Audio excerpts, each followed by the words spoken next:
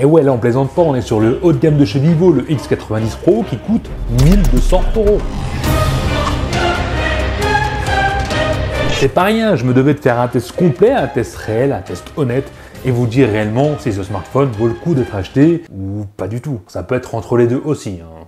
C'est pas tout blanc ou tout noir. Et j'ai galéré parce qu'en fait, il y a beaucoup de bons et aussi du mauvais. Alors prépare-toi, hein, dans cette vidéo, je vais essayer de tout expliquer et de savoir si ce Vivo X90 est fait pour toi. Commençons directement par le bon, par l'extra, par le fabuleux appareil photo. J'en fais trop parce qu'il y a quand même des défauts. Alors déjà de base, on a 3 caméras. On a 2 caméras de 50 mégapixels, la principale est la caméra portrait ou téléobjectif, oui ça fait les deux, et une caméra ultra grand angle de 12 mégapixels. Alors oui, les photos sont magnifiques. En plein jour, on a des photos, mais je sais pas comment l'exprimer tellement je les trouve jolies, et j'exagère pas. C'est du haut de gamme, on s'attend pas à moins, mais le piqué, le rendu des couleurs, le contraste, l'équilibre total, en fait c'est un équilibre parfait, on a du détail, on a vraiment un piqué sur l'image, moi j'adore, et ces couleurs qui rendent pour moi les photos pratiquement parfaites. Mais malheureusement, c'est pas toutes les photos. Et ouais, c'est là où il y a des problèmes. Sur la même photo, tu auras un cliché parfait et l'autre complètement bizarre. Je t'explique, en fait sur les photos en contre-jour, comme tu peux le voir là, mon cerf-volant, t'as des clichés mais ils sont juste magnifiques. Je sais pas comment le smartphone arrive à gérer aussi bien la haute lumière et le cerf-volant, mais parfois, comme tu peux le voir là, le soleil est dégueu, ça ressemble à rien, c'est pas un soleil, c'est une grosse tache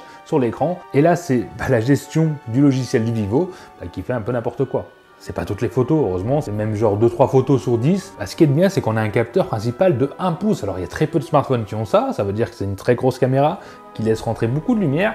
Et c'est un plus, c'est à la fois un moins. Alors le plus, c'est comme tu as pu le voir, on a des couleurs magiques, on a un piqué d'image, bon, on a des trucs magnifiques. Mais quand tu viens le mettre un peu plus en difficulté, c'est-à-dire comme là où il y a la lumière très claire au fond et sous les branches, je suis à l'ombre, alors il vient éclaircir les branches pour pas qu'elles soient noires. Il y a un peu plus de mal justement parce qu'il y a trop de lumière qui rentre. Mais comme tu peux le voir sur la partie éclairée, j'ai envie de dire, du soleil, on a une sorte de voile. Voilà. Comme si c'était pollué alors que c'était pas le cas, il n'y a pas de pollution. Alors c'est pas sur tous les clichés. Comme tu as pu le voir juste avant, le cerf-volant, ça rendait très bien. Mais voilà, il y a ces petits défauts qui arrivent de temps en temps que le logiciel a du mal à gérer. Mais là où Vivo est très fort, là où ils viennent mettre en avant leur appareil photo, c'est de la caméra portrait. Surtout Zeiss, parce qu'ils sont en partenariat avec Zeiss. Et il y a une tonne d'options qui peuvent rendre les photos radieuses ou nulles. J'ai essayé de prendre plein de photos avec cet effet Zeiss. Tu as vraiment plein d'effets, je vais pas tous te les lister, mais comme tu peux le voir ici, tu as une sorte d'effet d'objectif avec une sorte de mini arc-en-ciel sur le côté. Voilà, tu as plein d'effets comme ça, tu as des traitements de couleurs différents, tu as des modes cinéma, etc. Et le rendu peut être bien, des fois moins bien, mais en tout cas, il y a de quoi faire et de quoi s'amuser en prenant des photos. Et pour les gens qui ont un côté artistique, qui aiment bien créer des photos un peu différentes et qui veulent pas s'embêter avec un appareil photo énorme, avec plein d'objectifs, et c'est une très bonne alternative. Mais là où il vient se limiter pour moi, et là c'est un défaut malgré tout, Vivo, sur ce côté-là, à ce prix-là, c'est bête, c'est sur le téléobjectif. Et oui, on a un zoom limité à x2 au niveau de l'objectif, ce qui est pas beaucoup, Et on a un zoom numérique qui va jusqu'à x40, mais quand on prend une photo à x40, faut pas rêver, c'est moche. Mais bon, cette caméra téléobjectif portrait fait aussi des magnifiques rendus en portrait, parce que cette caméra a une ouverture de 1,6, ce qui veut dire qu'on aura un trouble naturel à l'arrière, ce qui n'est pas le cas sur les autres smartphones, c'est souvent du numérique. Bien sûr, ce smartphone le fera aussi en numérique si tu veux accentuer l'effet trouble à l'arrière. Mais voilà, même naturellement, on peut avoir quand même un bel effet bokeh. Et sur un smartphone, c'est quand même pas mal. Et là, passons aux photos de nuit parce que j'ai adoré. Grâce à sa caméra de 1 pouce, les photos sont juste... On peut pas dire parfaites, mais elles sont magnifiques. On a un piqué, mais vraiment de la profondeur. Ces couleurs, ce rendu, tout est éclairé, tout est amélioré. Bon, le mode nuit, je le trouve extra. Si on vient pas zoomer, toujours pareil, et si on vient pas utiliser l'ultra grand angle, qui est pas mauvais, mais à côté, on peut dire qu'il est mauvais. C'est peut-être pas cohérent ce que je dis, mais voilà, les photos de nuit sont juste très belles, très réussies, moi j'adore. Après voilà, faut pas chercher à zoomer ou faire du grand angle, c'est le défaut. Mais en plus de ça, il a une option de dingue, c'est l'ultra nuit, c'est-à-dire que tu vas prendre une photo dans le noir complet, tu vas voir ce qui se passe. À l'œil nu, tu vois rien, sur la photo, tu vois. Ça a beau être moche, ça a beau être trouble, tu arrives quand même à voir ce qui est en face. J'ai essayé avec d'autres smartphones, c'était noir, voir une petite ombre, mais ça rendait pas du tout comme ça. C'est clair, c'est pas encore parfait, mais ça peut être utile. Mais attendez, on a aussi la caméra selfie de 32 mégapixels qui s'en sort aussi très bien. Alors de jour, c'est très beau, mais une fois qu'on a vu la 50 mégapixels juste avant, on peut se dire que c'est moins bien, et c'est le cas. On a quand même des belles couleurs, un beau rendu, un bon contraste, bon, gestion de haute lumière, ça passe, c'est très bien. Hein. Alors oui, il peut prendre des belles photos, sous les lampadaires, etc. Bon, quand on prend le temps de faire la photo, le rendu peut être très bien, mais à la fois, quand tu prends une photo, il n'y a pas trop d'éclairage, bah, ça peut rendre aussi dégueu. Le traitement logiciel n'est pas forcément ouf pour le selfie, je pense que ça va se corriger avec le temps. Après, c'était 2 photos qui ont été loupées sur 30, mais ça peut arriver quand même. Et il y a une option, à la fois oufissime et à la fois trop chiant. Non, pas chiant, très difficile. En fait, si tu as envie de faire des selfies stylés différents et t'as pas d'idée, et ben lui, il te le montre et t'as même le quadrillage sur l'écran qui te dit comment te poser pour prendre une photo stylée. Et honnêtement, il fallait y penser. Vivo, je sais pas où vous avez eu cette idée, c'est juste magique. Alors c'est très chiant à prendre la pause.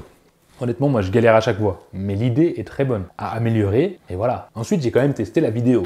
Bon, nous voici en 8K 30 images par seconde. Malheureusement, bah, la stabilisation, là je cours un tout petit peu, bah, c'est pas dingue du tout, mais pas du tout. Donc voilà, on a du 8K, l'image est bonne, mais la stabilisation, bah, je le mets derrière l'oreille. Par contre, là en 4K 30 images par seconde, alors on n'a pas du tout le même rendu. Je cours et je bouge quand même pas mal, je sais pas si tu peux voir. Donc là c'est bien, vaut mieux filmer en 4K 30 images par seconde et avoir une belle image, surtout que le soleil est derrière, donc tu vois ce que ça rend, que du 8K finalement qui n'est pas très utile si on n'est pas en image fixe. À la plage, bon honnêtement je vois pas grand chose, on va voir ce que ça vaut quand même à contre-jour. En tout cas ça a l'air de bien gérer, hein. Je sais plus où est le soleil, par là, quelque part. Ça gère pas mal. Alors je suis déçu pour la vidéo 8K. Attention, la qualité était très bonne, mais pas de stabilisation. Alors un truc numérique bizarre en 8K, ça m'ennuie parce qu'on a quand même de la stabilisation optique sur les 2 caméras, et en 8K on la ressent pas du tout, je sais pas pourquoi. Par contre quand on filme en 4K, on ressent la stabilisation, ça rend bien des belles couleurs, bon, fidèle à lui-même, un beau rendu, mais en selfie, être en 1080p maximum, non, c'est pas possible. Là, je peux pas adhérer. Et d'ailleurs, il y a un truc qui est bien que j'ai oublié de vous dire. Bon, on le ressent pas dans la vidéo, mais c'est qu'on a un micro à côté des caméras. Je sais plus si on dit directionnel. Enfin bref, qui va te permettre d'améliorer la captation de ta voix. Là, sur la vidéo, bon, c'était pas forcément ouf parce que j'ai mis le smartphone dans l'eau juste avant, dans la mer. Et c'est pas conseillé du tout. Il a beau être IP68, ne mettez pas votre smartphone dans la mer, ni dans l'eau en général. Bon, là, il est encore vivant, il fonctionne encore. Alléluia. Bon, vous l'avez déjà perçu, au niveau de l'esthétique, ce Vivo X90 Pro est différent, beau à la fois... Bah, beau, oui. Alors, le dos n'est pas du cuir naturel, c'est du cuir vegan. En gros, ils n'ont tué aucun animal pour faire ce dos, ils ont fait une sorte d'imitation de cuir en plastique. Voilà, mais c'est plus joli de dire cuir vegan. Dites-le moi vous en commentaire si c'est pas plus joli pour vous que dire faux cuir plastique. Enfin bref, le smartphone est élégant, en tout cas moi personnellement je le trouve élégant, je le trouve beau. Il a vraiment un design unique, cet effet cuir ne prend pas les traces de doigts donc ça c'est un plus. On a au milieu une sorte de plaque en métal qui rejoint les côtés, le capteur photo qui ressort quand même pas mal mais qui est joli. Mais voilà, il fait quand même 215 grammes, ce qui n'est pas rien, et 9,3 mm d'épaisseur, sans le module photo, attention. Malgré tout, à la prise en main, je ne l'ai pas trouvé lourd. C'est quand même bizarre, il y a des smartphones plus légers qui ont cette impression d'avoir un smartphone lourd. Celui-ci, on sent qu'il est lourd, mais c'est pas gênant, il est bien équilibré, on a une bonne prise en main grâce au bord arrondi. Et n'oublions pas qu'il y a quand même un port infrarouge juste au-dessus qui vous servira pour faire une télécommande avec votre smartphone. Je trouvais ça important de vous le dire. Maintenant, cet écran, parce qu'on est sur un écran incurvé, c'est pour ça que je vous disais qu'il y avait des bords ronds, écran incurvé OLED en WQHD+. Alors là, c'est compliqué parce que c'est un écran très beau, hein, des belles couleurs, un beau rendu, mais qui a des défauts. Ouais. Alors déjà, on est sur un écran sans verte, ça c'est pas le défaut, hein, je te rassure, qui est adaptatif, ça c'est bien, mais c'est pas adaptatif comme j'aimerais qu'il le soit. C'est-à-dire qu'on n'est pas sur les écrans Samsung LTDPO, putain, je sais plus ce que je dis, LTPO, c'est-à-dire qu'il va s'adapter de 60 à 120 Hz et c'est pas assez. Il y a les écrans maintenant qui font de 1 à 120 Hz et qui permettent d'avoir une meilleure gestion de la batterie. C'est dommage, à ce tarif-là, on aurait aimé avoir un écran LTPO qui gère tout seul, tout entier. Et d'ailleurs, j'ai oublié de te dire, mais la luminosité maximum de cet écran, c'est 1300 nits. Alors c'est pas mauvais, d'autres font mieux, et je trouve ça un petit peu dommage malgré tout. Ça suffit en plein soleil, mais ça aurait pu être mieux. On a bien sûr l'empreinte digitale sous l'écran qui fonctionne bien. Bon, sur les smartphones haut de gamme, on s'attend pas à moins, heureusement. Malgré sa taille, il n'a pas encore une batterie de 5000 mAh. On est sur du 4870 mAh, donc c'est une très grosse batterie malgré tout. Mais j'ai entendu pas mal de trucs sur l'autonomie, en tout cas j'ai vu des vidéos, j'ai regardé des articles pendant que je faisais le test, et moi je suis perdu parce qu'il y a vraiment des avis différents de chaque côté,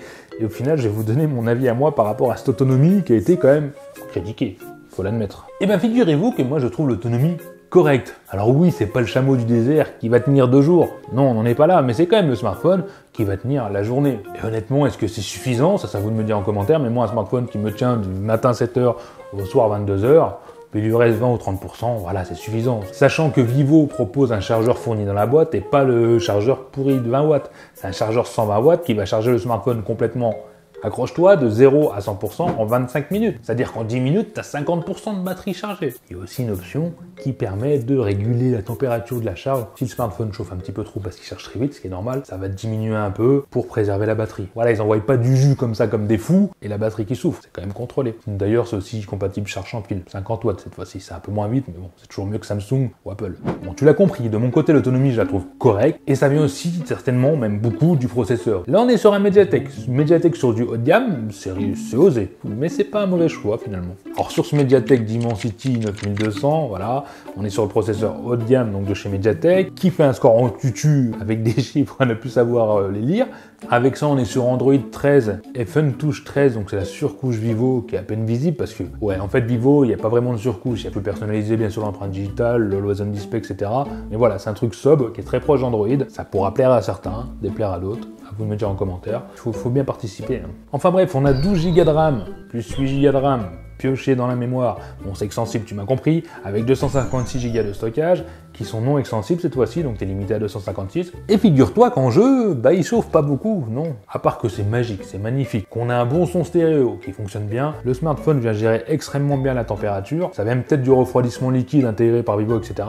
En tout cas, avec le processeur et le refroidissement liquide, on n'a pas de gêne dans le jeu. Si ça atteint les 40 degrés, c'est rare. Alors oui, j'en ai dit des choses sur ce Vivo X90 Pro, et j'aimerais avoir votre avis en commentaire, c'est vraiment important, parce que moi je le trouve bien. C'est vrai que 1200 € un smartphone, c'est très proche de Samsung Galaxy Ultra, des iPhone 14 Pro, etc. Et c'est là peut-être le défaut du Vivo, c'est d'être trop près de la concurrence. Malgré que les tarifs sont un petit peu plus bas, Vivo voulait montrer ce qu'il sait faire. En tout cas pour moi, je trouve que c'est fait. Au niveau de la photo, surtout le portrait avec le partenariat, bon, le rendu je trouve magnifique. Il y a quand même quelques défauts qui ne devraient pas être là pour ce tarif-là, comme le téléobjectif et les petits effets visuels que je vous ai montrés juste avant. Vous l'avez compris, ce smartphone n'est pas parfait. Il correspondra surtout aux personnes qui cherchent à faire des belles photos avec plein d'options, qui aiment avoir du choix, qui aiment essayer plein de trucs. C'est clairement le smartphone fait pour ça. Donc pour conclure, le Vivo X90 Pro est un bon smartphone. Il lui manque juste le truc qui fait waouh pour pouvoir écraser tout le monde. Attends, à vous de me dire en commentaire si pour vous ce Vivo est intéressant ou s'il faut passer à autre chose. Et bien sûr, si tu viens de me découvrir dans cette vidéo, moi c'est Fred, je t'invite à t'abonner tout de suite si tu aimes ce contenu, en tout cas si tu as aimé ce que tu as vu, et d'activer la petite cloche de notification pour être averti des prochaines vidéos qui arrivent très bientôt. Allez tout qui